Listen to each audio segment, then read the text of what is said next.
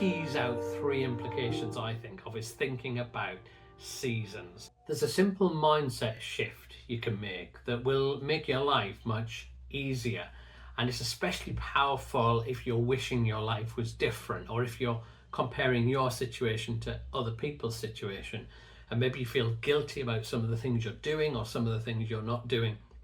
And when I come across this idea, it just changed the way that I saw my life and the way I saw everything and how I felt. And I just want to share that little shift with you today, which is easy to do and it's so powerful. But if you're new here, then welcome to my channel. My name is Derek, and for the last 3 decades I've been helping people grow and explore faith. And in these videos I'm just sharing tools and truths to help you live a deeper, more meaningful life. So much damage can be done when we don't realise what season we're in and we compare our season to other people's. Let me give you a couple of examples just to kind of tease this out for you for a moment. I want you to think about Barry. Now, Barry's a single dad. He's got a little girl that he looks after, and he works full time as well. So he's busy. He gets home from work, picks up his daughter, gives her tea, food, play with her, put her to bed, and by the time she goes to bed he's completely wiped out, and he slumps in front of the sofa, maybe catches half an episode of Netflix before he falls asleep, and that's his life. And he chats at the weekend and he sees this retired couple who've just retired, and they're having a conversation about how they're volunteering at the local youth club and what a difference it's making.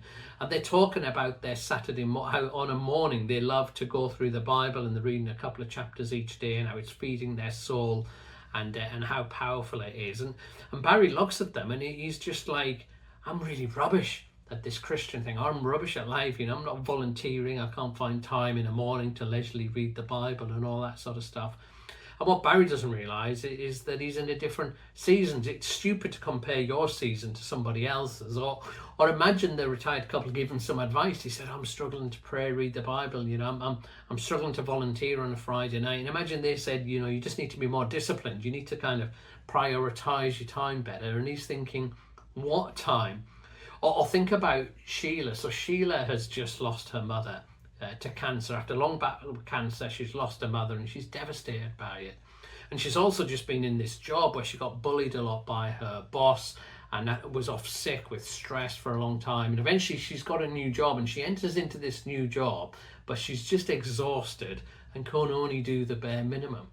And then she starts to speak to Julie, and Julie is in her early 20s, just finished university, she's graduated, and she's just entered into this really exciting new life, this career, that she's got her ideal job. She's studying on the side, and she's just so loving what she's doing. She's given everything to it. And imagine they're having this conversation, and Sheila's just like, I'm not just that enthusiastic for my work, I'm just going through the motions. And imagine Julie saying, well, you just got to give yourself to God. You've got to serve wholeheartedly. Can you imagine that situation where people are in different seasons and you can't compare your season to their season, and you can't take advice from their season to your season, because it doesn't necessarily work like that. There's this verse in the Bible in Ecclesiastes chapter 3 verse 1, and it says, for everything there is a season, a time for every activity. And what season we're in, sometimes that's like age of life, so whether we're married or single, whether we've got kids, whether we've got care and responsibilities, financially, how we do. And so sometimes that can mean the season, but also season can be how well things are going or not, what pressures we're under, what things have gone wrong or whether things have not gone wrong. All that together tells us what season that we're in. And if we had a mindset shift where we just thought in seasons, I think that can make everything easier and everything feel different. Let me tease out 3 implications I think of is thinking about seasons. The first one is this, that if you're thinking about seasons, what it means is you've got to discern the main focus for the season you're in. What's the main focus for this season? Let's imagine you've just lost a loved one like Sheila. Then actually your main focus is to grieve. That's what you're supposed to, that's like the main focus for that season. Or let's imagine you've got young children at home. Your main focus is them, investing in them. Or let's imagine that you're studying a full-time qualification. Then your main focus is to get all the learning you can out of that. Or let's imagine that your elderly relative, your mom or your dad, they're getting very frail, and you've got to look after them or go and check on them or do lots of things for them in that season. That's to be your main focus. And that means like everything takes account of that everything revolves around that. I mean, that's not an excuse to get rid of everything else or to say no to everything else, but that's the context for everything else. If someone says like, are you going to do this or volunteer at this or start doing this, then it's done in the context of your main focus. Have you got capacity? Have you got space? Have you got time? And sometimes what happens is our season can be structured and planned. We're getting married, or maybe we're having children, or we're getting a career, or we're retiring. But sometimes something sideways can come and hit us, and a massive disruption into our life, and the direction we were going has suddenly been upended. I came across a quote recently. Let me just read it to you from E.M. Forster, and this is what it says: "We must be willing to let go of the life we had planned so we can live the life that is waiting for us." We need to give up the life we planned to live the life that we're waiting for us. And whatever season you're in, it's like that's the life that you've got to live. That's the focus that you've got. And I found that when you do that, it can relieve a lot of the guilt and pressure of comparing to other people's situations, because your focus might not be the focus that they need to have in that season, and you can't always compare. So that's the first thing about season. I've got three for you. I think that the second implication, the second way it can help us to think in seasons, is to realize seasons are temporary. Ecclesiastes 3:1, it says, "For everything there is a season." For everything there is seasons. Seasons come and seasons go. And this doesn't make tough times easy, but it can make them easier if it can sustain us through them, when we're maybe jealous of other people's freedom or the opportunities they have, to realize actually this is a season and no seasons last forever, that this too will pass. And I know that if you're going through a tough time now, I know that it can be all consuming. It feels like everything, and it can so cloud our vision that we just think actually this is all there is forever. It's hard, overwhelming. I get that. But if winter comes, can spring be far behind?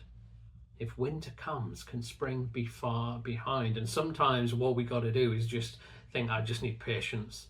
I just need to hang on. I just need to wait this season out, because not all seasons last forever. But we can also use this idea in good times, that good times don't last either, that good seasons don't last, that if you've got your children at home, they won't always be there. They'll grow up and leave. This is a time for you to invest. Or when they've kind of left home and you have more freedom and more space. I'm in that season now where my kids are adults. I get more space and time to think, which is partly what has given me the capacity for this YouTube channel, that you've got to steward those resources. I won't always have this space and time, because other things will come. Or if your job's going really well and you're flying in your career, enjoy that, make the most of that, because that won't always last. And so thinking that seasons are temporary can get us through the tough times, but challenge us to make the most of when life is good as well. And so when we think of seasons, it helps us discern what's the main focus, to help us realize that seasons are temporary. And the third thing for seasons is for us to ask this question of what is required of me in this season. What is this season asking of me? So my wife's a brilliant gardener. She does loads of stuff in our garden. And I like being in our garden, but I just kind of sit there, and she does loads. And what you can see is each season requires something different of her. And if you don't do what's required in the current season, then you suffer in the next season. So when you get to spring and summer, that you're looking to see bloom and fruit and flowers come up, if you haven't planted those, you don't benefit in the summer. And then when it gets to winter, if you don't tidy up the leaves, if you don't do pruning when that's required, then you suffer in the next season. And so part of it's not just the current seasoning, but we need to ask what is required of us in this season. So my kids are older now. They've left home, or they've just kind of come back living with me, but they're adults. They're more independent for their decisions. But when your kids are 8, you've got a chance to invest in them and to input your values and spend time with them and build that relationship. And you need to invest there now if you want to have a good relationship with them when they're older.